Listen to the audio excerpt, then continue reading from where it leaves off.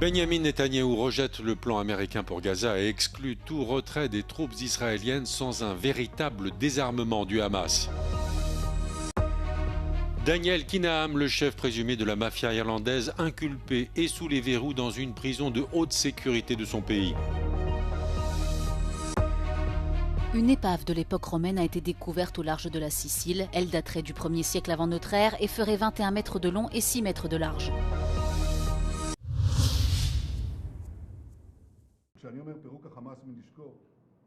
Tsahal n'effectuera aucun retrait tant que le Hamas ne sera pas véritablement désarmé. Benyamin Netanyahou justifie en une phrase son rejet du plan américain pour Gaza.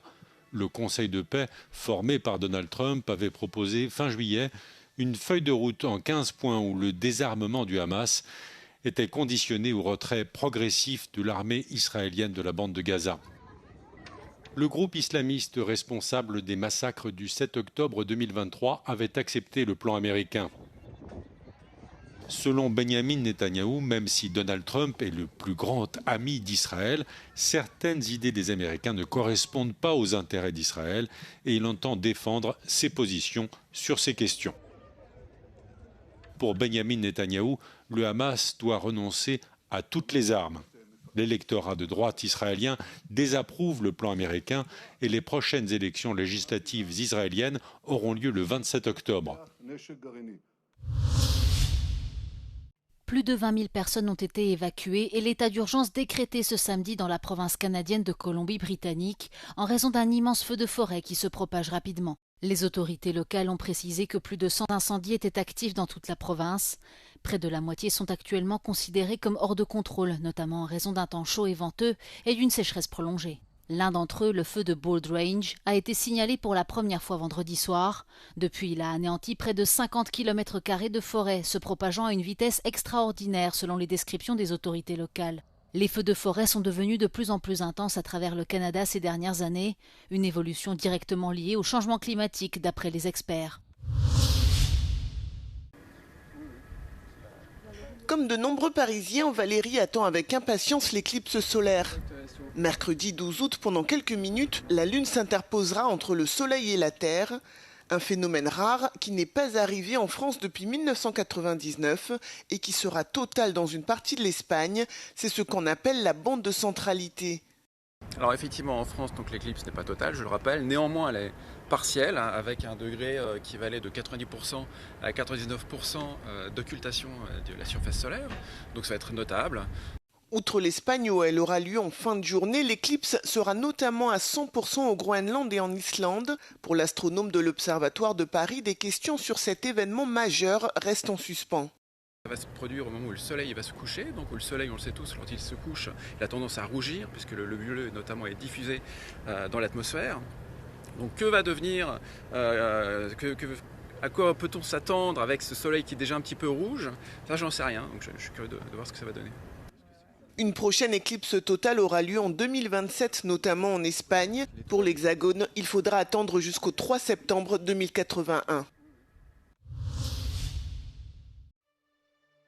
Les scientifiques sur cette photo qui date d'avril 1912 se préparent à observer une éclipse solaire depuis Cacabelos dans le nord-ouest de l'Espagne. La ville était l'un des meilleurs sites d'observation au monde pour cet événement majeur. Depuis, un tel phénomène ne s'était pas produit dans le ciel espagnol.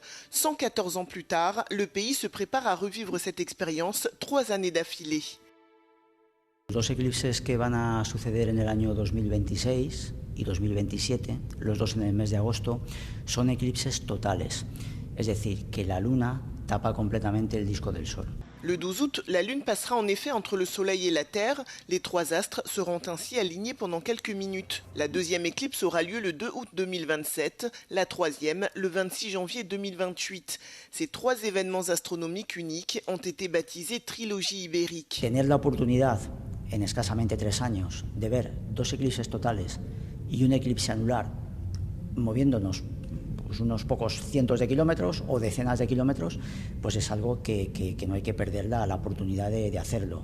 La Red Española de Desarrollo Rural estima que el trío de eclipses podría generar un impacto económico de unos 1.400 millones de euros por localidades de la submeseta norte, la conocida como España vaciada, a lo largo de estos 3 años excepcionales para la observación astronómica. Desde Madrid, Javier Iñiguez para Euronews.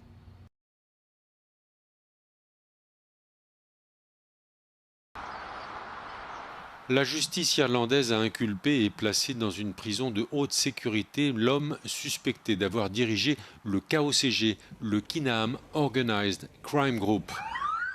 Daniel Kinaam est le nom du suspect. L'Union européenne et les États-Unis accusent cet homme de 49 ans d'avoir dirigé entre octobre 2015 et avril 2017 la plus puissante organisation criminelle irlandaise. Selon les services de police européens et américains, les trafics de drogue et d'armes étaient les activités principales du KOCG et l'organisation criminelle était impliquée dans de nombreux assassinats. Les autorités émiraties ont arrêté Daniel Kinaam à Dubaï en avril dernier et l'ont extradé dimanche vers Dublin où un juge l'a inculpé et placé en détention provisoire. Daniel Kinaam avait échappé à une tentative d'assassinat à Dublin en février 2016.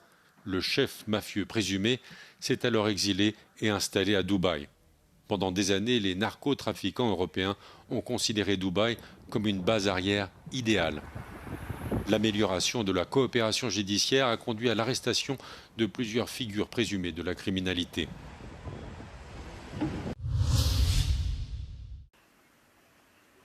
La FIFA monte au créneau pour défendre son président Gianni Infantino dans la tourmente depuis son projet d'ouverture des compétitions aux investisseurs privés, finalement abandonné.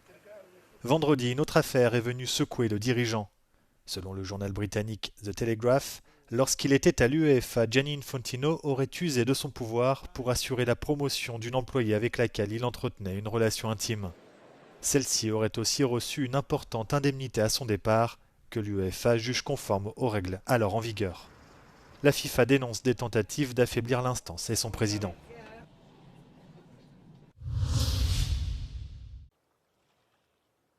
Des colosses de métal de plus de 80 ans qui refont surface avec la sécheresse.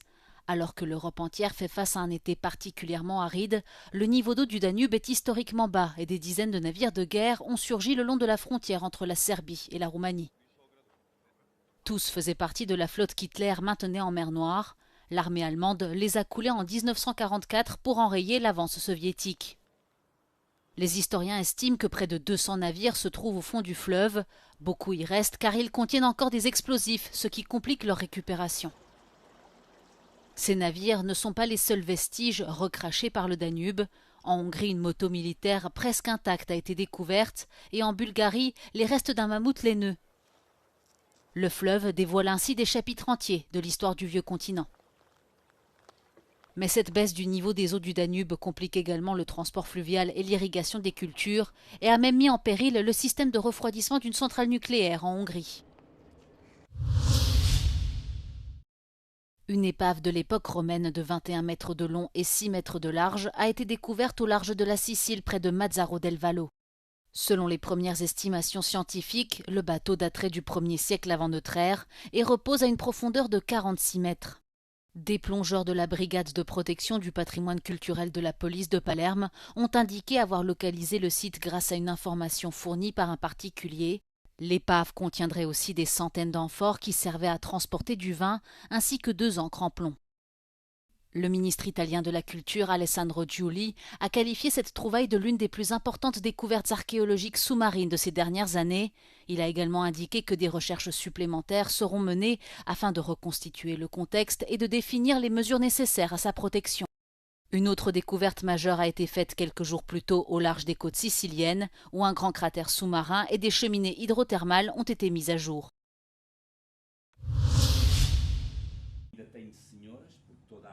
Nous sommes à Lisbonne dans l'atelier du célèbre tailleur portugais Paulo Batista.